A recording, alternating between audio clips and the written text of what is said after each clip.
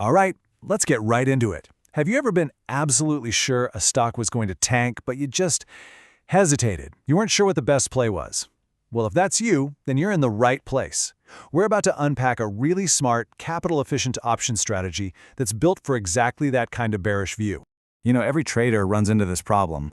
You do all the homework, you check the charts, and every signal you see is screaming that a stock is way overvalued and it's headed for a drop.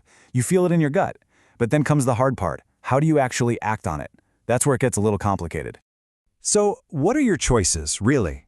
The standard moves usually push you down one of two paths.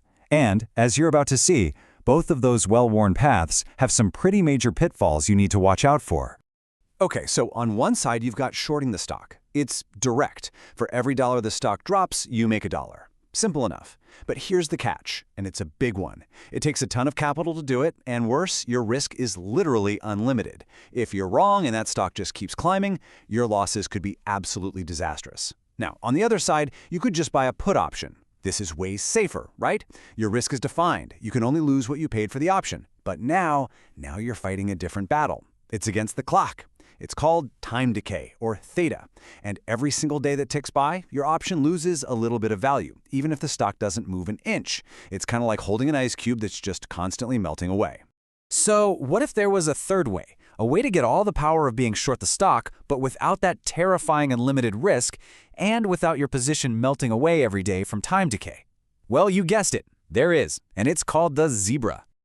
I know, that full name, Zero Extrinsic Back Ratio Spread, is a real mouthful. But the most important part is right there at the beginning. Zero extrinsic. See, an options price is made of two things. Its intrinsic value, which is its real value, and its extrinsic value, which is basically just a premium for time. That extrinsic value, that's the melting ice cube we were just talking about. The Zebra strategy is specifically designed to get rid of it. And this really gets to the heart of it. You get the full muscle of a short stock position, but you're also protected.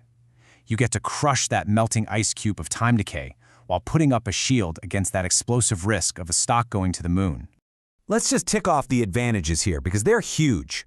First, you need way less capital than you would to short the stock outright. Second, your maximum loss is defined right from the get-go, no scary surprises. And third, and this is the real game changer, time decay is basically a non-issue. It's almost zeroed out, which means you can let your idea play out without constantly battling the calendar. All right, so that all sounds great, but how do we actually build one of these things? Let's get into the nitty-gritty of how you construct a Zebra for a bearish view, which we call a put Zebra. It's actually pretty straightforward. First, obviously, you have your bearish view on a stock. Then you go to the options chain and you buy 2 in-the-money puts. These are key because they're super sensitive to the stock's price moves and have very little of that wasteful time premium. Now, to help pay for those, you sell 1 at-the-money put. The whole goal of this setup is to make sure the total price you pay, the net debit, is almost entirely for the real intrinsic value of the position, no fluff. And this is where the magic really happens. The whole point of that 2-for-1 structure is to get your position's net delta to around -100. Now, delta is just a fancy way of measuring how much your option position's value changes when the stock moves $1. A delta of -100 means that for every $1 the stock drops, your total position gains about $100. Sound familiar? Yep. It behaves almost exactly like you're short 100 shares of the stock. It's basically a synthetic short position. And now for the main event. Let's really put this to the test. We're going to put Zebra in the ring with the old school strategies and see, side by side, why it's such a huge upgrade. This table just lays it all out, plain and simple. Just look at the max loss column. For shorting stock, it's unlimited. That's terrifying. For a long put, okay, it's limited, but then glance over to the time decay column, it's high. That's your melting ice cube.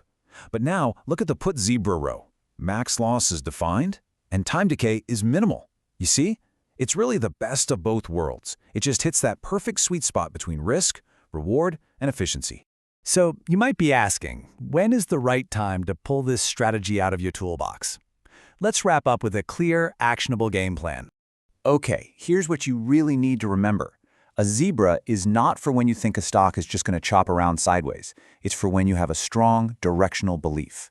Your risk is capped at whatever you paid to get into the trade. That's a massive relief compared to shorting. And because you've taken theta decay out of the equation, you can and should use options with more time on them. This gives your trade plenty of breathing room to work, so you can hold on through the little ups and downs without seeing your premium just vanish into thin air. So there you have it, the zebra. It's more than just another complex strategy, it's a whole new way to look at being bearish. You get the power of shorting without the nightmare of unlimited risk, and you get the safety of a put without constantly losing money to the clock. It's just smarter, safer, and way more efficient.